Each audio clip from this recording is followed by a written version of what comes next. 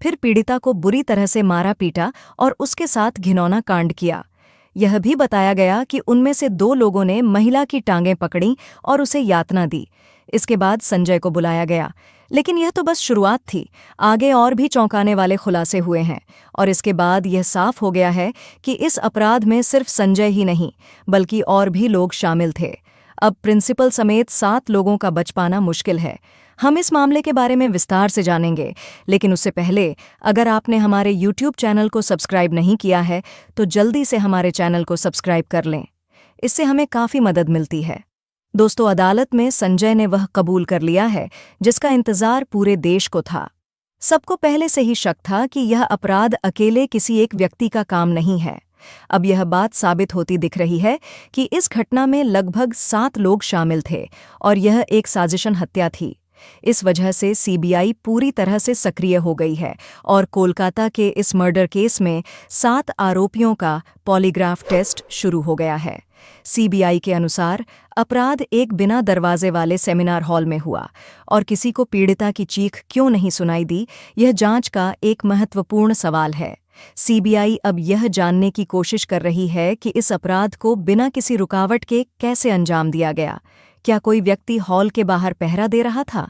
CBI यह भी जांच कर रही है कि सेमिनार हॉल से कोई चीख या शोर क्यों नहीं सुना गया। इन तथ्यों से लगता है कि महिला के साथ दरिंदगी सेमिनार हॉल में नहीं, बल्कि कहीं और की गई थी। उन्हें किसी और कमरे में बुरी तरह से मारा पीटा गया था और हत्या के बाद उनका शव सेमिनार हॉल में लाकर रख दिया गया। इसके बाद शव को दरिंदा संजय के हवाले कर दिया गया। अब संजय ने जो बयान दिया है उससे यह साफ हो रहा है कि वह अकेला नहीं था, बल्कि कई लोग इसमें शामिल थे।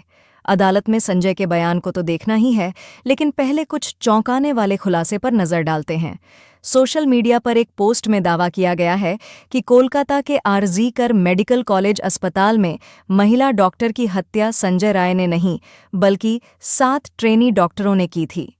इस पोस्ट में कहा गया है कि इन डॉक्टरों ने पहले महिला के साथ दरिंदगी की और फिर उसकी टांगों को बेरहमी से चीर दिया, जैसे महाभारत में जरासंध के साथ किया गया था। जरासंध को मारने का तरीका था कि उसे बीच से चीरकर 2 हिस्सों में बांट दिया जाए ताकि वह फिर से जुड़ न सके। भीम ने इसी तरीके से जरासंध का वध किया था। एक्टिविस्ट मधुकेश्वर ने इस बारे में सोशल मीडिया प्लेटफॉर्म एक्स पर एक पोस्ट किया है, जिसमें उन्होंने बताया कि अस्पताल में काम करने वाली एक महिला डॉक्टर और उसकी दोस्त के बीच हुई फ़ोन कॉल में यह दावा किया गया है। हाल ही में एक ऑडियो कॉल शेयर की गई है जो बंगाली में है। कहा जा रहा है कि इस कॉल से सीबीआई को कई महत्वपूर्ण सुराग मिल सकते हैं। इस बातचीत में कहा गया है कि एक महिला बहुत ही होशियार स्टूडेंट थी, लेकिन उसे अस्पताल और प्रिंसिपल के कुछ खतरनाक राजों का पता था। इसी वजह से उसे धमकियां दी जा रही थीं कि उसकी थीसिस पूरी नहीं होने दी जाएगी। फिर भी महिला ने डरने के बजाय विरोध किया और कहा कि अगर उसे परेशान किया गया तो वह अस्पताल की काली करतूतों को उजागर कर देगी। इसके बाद पिछले 6 महीनों से उसे लगातार परेशान किया गया।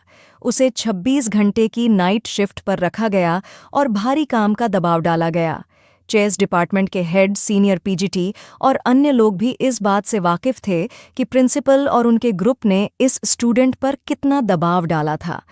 इससे साफ है कि प्रिंसिपल समेत पूरा अस्पताल उस महिला के खिलाफ खड़ा हो गया था, क्योंकि वह सच और न्याय के लिए झुकने को तैयार नहीं थी। इसके बावजूद वह अपने स्टैंड पर अड़ी रही। 9 अगस्त 2024 की रात इन लोगों ने मिलकर उसके खिलाफ साजिश रची और रेप और मर्डर पहले से प्लान किया गया था।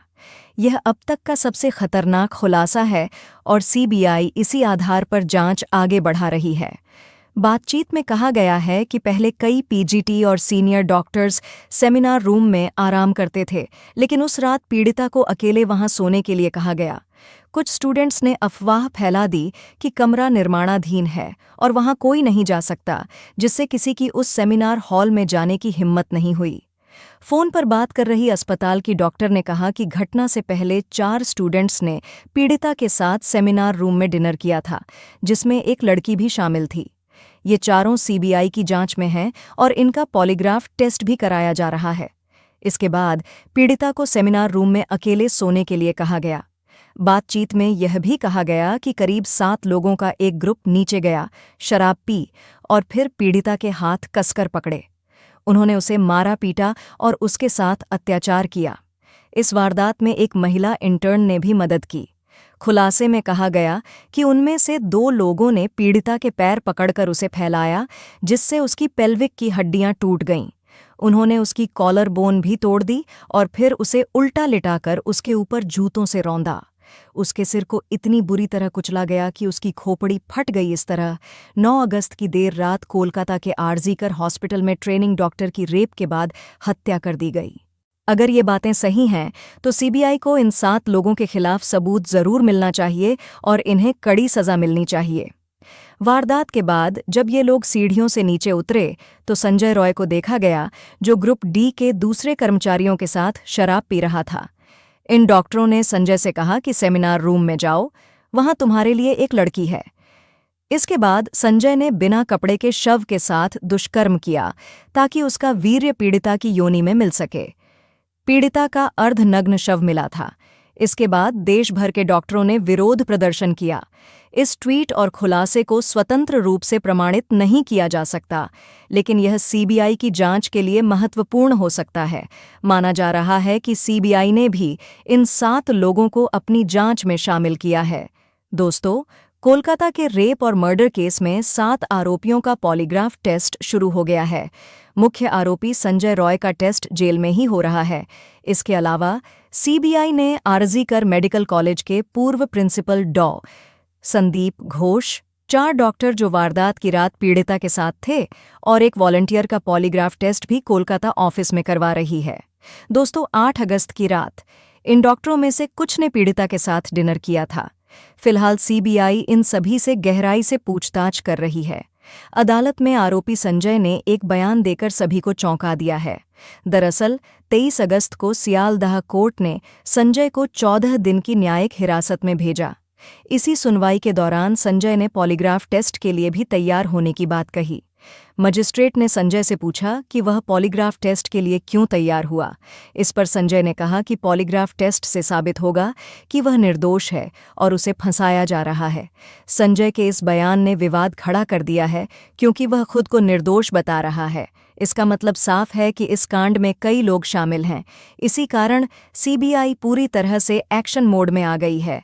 सीबीआई का मकसद इन कर्मचारियों के बयानों की जांच करना है, क्योंकि मेडिकल रिपोर्ट्स जैसे पीड़िता के शरीर से लिए गए DNA, vaginal swab, PM blood आदि को घटना से सीधे जोड़ने में नाकाम रही है।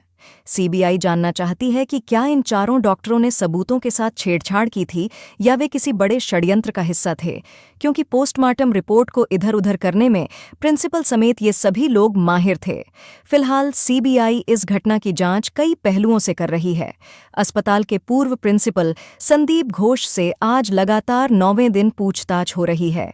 सीबीआई की टीम ने घोष से अब तक करीब 100 घंटे की पूछताछ की है, लेकिन उनके जवाबों से संतुष्ट नहीं है, क्योंकि वह बार-बार अपने बयान बदल रहे हैं।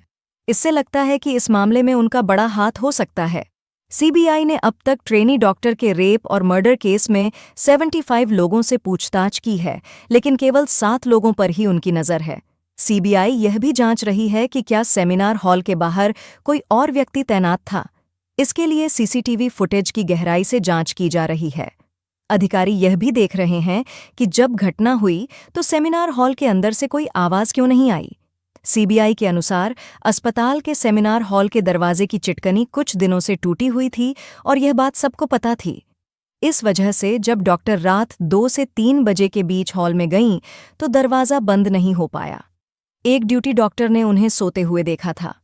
अब सीबीआई यह जानने की कोशिश कर रही है कि अपराध को बिना किसी बाधा के कैसे अंजाम दिया गया। क्या कोई व्यक्ति हॉल के बाहर निगरानी कर रहा था? सीबीआई यह भी देख रही है कि सेमिनार हॉल से कोई चीख या शोर क्यों नहीं सुनाई दिया। आप इस तस्वीर को देखिए। अस्पताल की दूसरी मंजिल पर सेमिनार हॉल में वारदात हुई।